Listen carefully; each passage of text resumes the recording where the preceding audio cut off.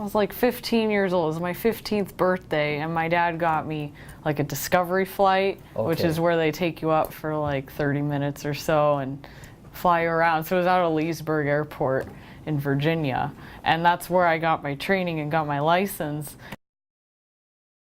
You mentioned, you know, having the community of an airport. So when you were back doing that, did you like hang out at some of the hangars or stuff like that? I was an airport bum back home. Really? You know, back in high school, after school, I'd go straight to do lessons, and then I'd just hang out there.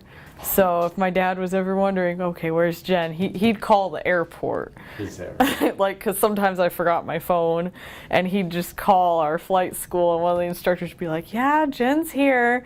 Because usually, sometimes some neat planes flew in, or I just like, they had a little patio where you could watch them take off and land, or I'd just talk to the instructors, and sometimes they did open up their hangars, and we'd have little hangar parties. I remember once I was leader of the golf cart, so I had to drive back and forth between the hangar to pick up people, but it was something. And then I got to hang out and have some burgers and soda and stuff and look at the planes, and so that was pretty fun. The community that surrounds an airport, and there's all sorts of personalities. Yeah, you meet a lot of neat people. We have we had a guy who took lessons there who was a former astronaut. Yeah, so that was pretty neat. And then did he tell you any stories? I didn't get that many stories out of him, but he was still a neat guy, just to know that. Yeah. And then one of our instructors, he used to fly off aircraft carriers in the Navy, and he'd tell us about night landings and how scary it was, because the boat would be, you know, shifting, and then you have all these, some lights, but not that much, and it's dark. And he's like, yeah, you know, after that, I just sweating bullets. So it was definitely a diverse group. They were all really fun to hang out with. So we'd always, and then they also have every year they have a little air show at Leesburg. So that's always fun, get everyone out. And yeah. Did you spend summer out there at all this summer? I had like 2 weeks when I had some courses I did over the summer. And then I had 2 weeks before fall semester started. So I did go home a little, but a lot of the guys I know that used to work there have gone off to the airlines and stuff. Really? Yeah, it's really great. I just, on Facebook, I just saw one of the instructors I worked with. He's just got hired. I don't know what airline because it didn't say, but he had his sharp uniform on, and so proud. Because I started working there, so then I got to hang out and help out with like ground school and stuff, and it was fun. The race began, yeah. Yeah, that was a very busy part. Was it? Yeah, because we're all still kind of near each other. I wasn't spread out along the route yet. So how did it, when you took off like 5 planes at a time or something, you know, sort of, or was it just one right after another? It was kind of hard to figure out. I think they had like the first 5, and then they started up at different times. They gave us different times to start. And then they had people kind of getting you on to go. Yeah. So like I think we were what, number 2, number 3? You were if I remember. 2, I think. We were 2. Maybe 3, but I think 2. Yeah. So pretty much we just. So you were off ahead of everybody. Yeah. Really, nobody ever passed you up? Oh, they all caught up to us eventually. We had a headwind, and so we were trying to find the best altitude at that time. So how did you search around for an altitude? How did you do that? How did you decide, well, we want to go up 1,000 kind of feet? experimentation. And then how did you figure out once you got up to the new altitude? How did you determine it kind of showed, we have a little wind vector on our G1000 that can help us out with that. Okay. So based on that, and then there's also Flight Aware, which helped us, and then well, I couldn't really communicate with the weather team because I didn't have any service at the time. So yeah, we were just kind of figuring it out on a. Did you have a ground speed indicator that told you what you? So you could tell. Yeah, if you you can use that too. Ground speed increase. Then yeah, you were... but that was pretty much the only leg we really had a headwind. The rest of the time, right. especially since we're going east, we didn't really have a problem with that. So. Sure. Yeah. Right. That's right. So Klamath was that on time, ahead of time? How did that work out, the Klamath point? That was probably our weakest leg. You're just just getting because used of to it. that upwind. And we were all like just getting used to having all these planes around us and doing the right, fly in for the flyby. Because before we got to Klamath, there was an airport we had to fly by to stop our time, and then we could go into Klamath for fuel. Oh, okay. So it was kind of just getting used to working with each other in that environment. Sure. So it worked out. And when you say planes around you, I mean they were pretty close because everybody Yeah, you was could going see to- them. You could just see them staggered off our right wing because we went to the left a little to kind of keep our distance, have some spacing, a little cushion. Yeah. So I was just kind of watching them go off our right, and then I was watching one behind us, and then it got a little more dicier as we got near the flyby because everyone was trying to pass each other up, and someone cut us off. Did they And they really? weren't supposed to. If you're passing someone up, you let that person stay over the runway, and then the instructions say go to the right or go to the left of the runway, and this person just straight up cut us off. No kidding. So you got to really be on your toes and keep an eye out because we were like, whoa. Do you know who that was? I don't remember who it was, but I think we might have said we probably did. I don't know.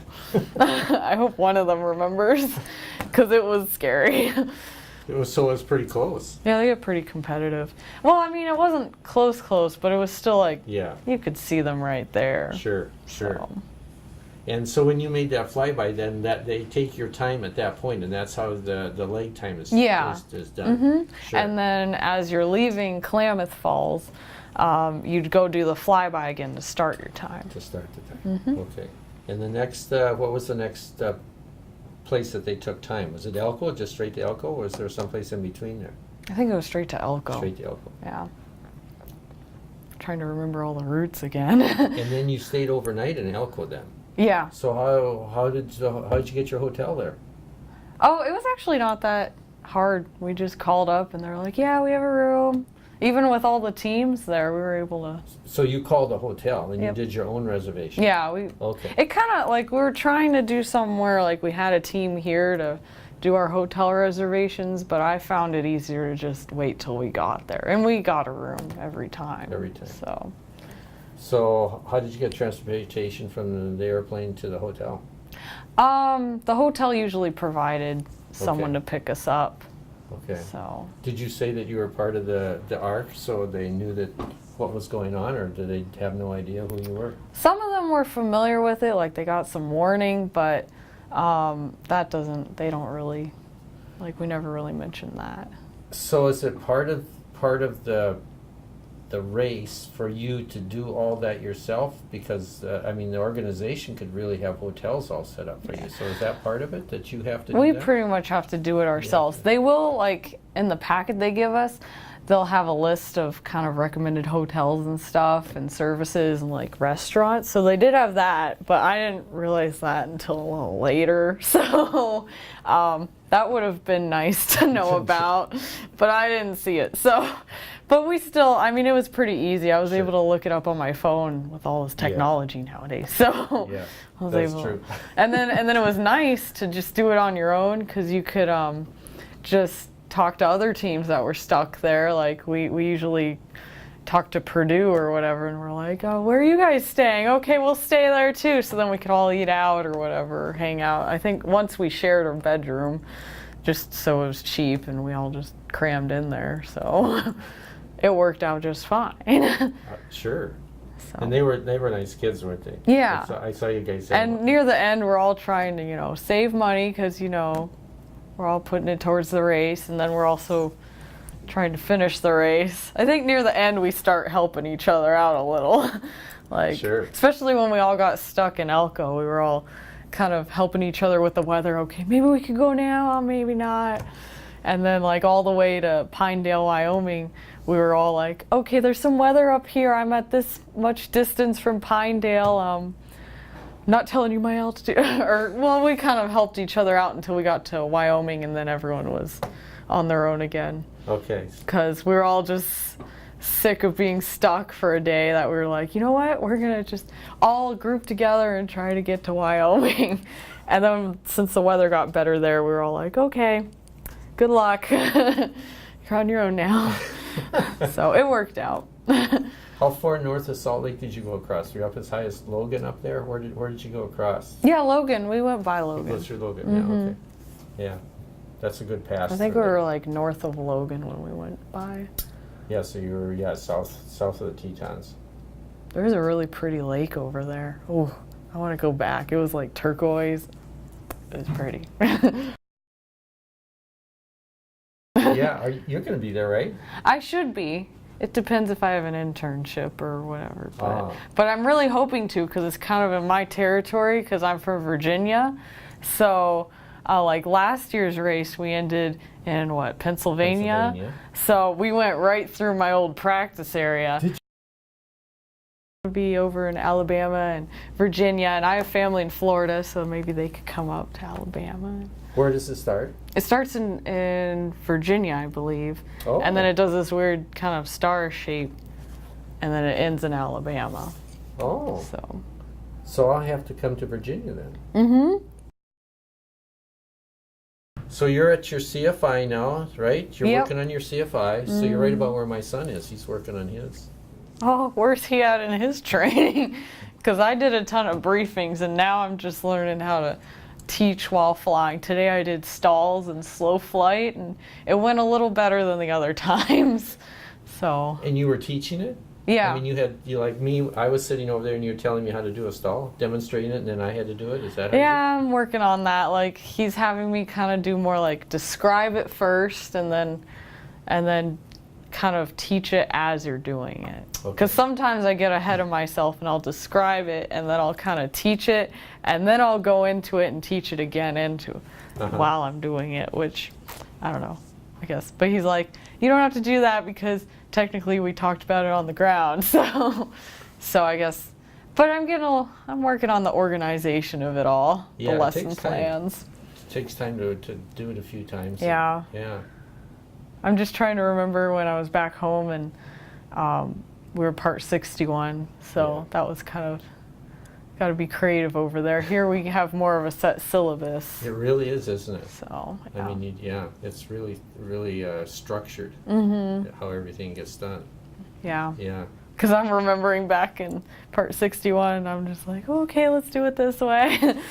But I gotta remember we got set standards here. I mean, we got standards there too, but it's just a little different environment. And you did part 61 through the private? Mm-hmm. So before you got here, you had your private? Yes. Okay. And that was in, where in Virginia? Leesburg Airport, Leesburg Executive. It's like 5 minutes into, like, Dulles is right next to it practically. It's like in the traffic pattern. You can see it when you're in the traffic pattern. So. Yeah. So you worked at a tower-controlled airport all the time? No, it's actually uncontrolled. We just had the Class Bravo from Dulles and that DCSFRA stuff all over us, but we were uncontrolled and we could just stay under that. Stay under it, yeah. If we wanted to go out, and if we wanted to do traffic patterns, then we had to talk to someone and let them know so that they just know what we're doing. So. So, what are you thinking about? Are you still thinking military at all? I'm still looking into the Navy, Are you? but I think Alaska's still looking really good. Alaska. I'm really leaning towards Alaska. The airline or flying up there? Just flying up there. Flying up there. Yeah. Maybe just doing like cargo, like dropping off supplies to the different towns. Sure. Stuff like that. Something kind of exciting, smaller. There was a guy that came into the EAA meeting this weekend, and he flies at flight support, so he was talking about corporate and charter aviation, which they don't talk about a lot here sometimes. It gets overlooked a little, so it was kind of neat to hear his side and all the aircraft he gets to fly, like a Pilatus. Yeah, so that must be fun flying those. Yeah. So they sure look fun. Yeah, so it was pretty neat. And then he flew with Valley Med for a while, so he had a lot of different experience, which I kind of like. that varied experience. Right. Which Yeah, is yeah. nice. And he was from Alaska? No, No. no. Okay. But it was just a different kind of area of aviation to Right. think about. Just trying to keep all my doors open, I guess. You should. You should, for sure. And working in CFI, that means you're junior now.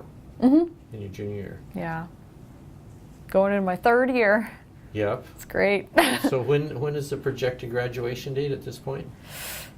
I'm hoping by next fall. Oh yeah. I was trying Fall to of do this spring, but I underestimated how many classes I still have to do. So my advisor was saying maybe in the summer if I stayed for class, but I think fall, definitely fall. Finish it off by Christmas then. Yeah. Of 25th session next year. Yep. And then probably stay on and instruct, or head on up to Alaska right away. I'll probably instruct for a little bit, get some hours. Because you could fly in the right seat of a 135 operation right away. You wouldn't even need like 1,000 hours or anything. Yeah. Well, he was the guy who talked to us in the meeting the other day. He was doing like the hours for like just at flight support, and they were pretty low. It was like 500 total time, and I'm almost at 300. So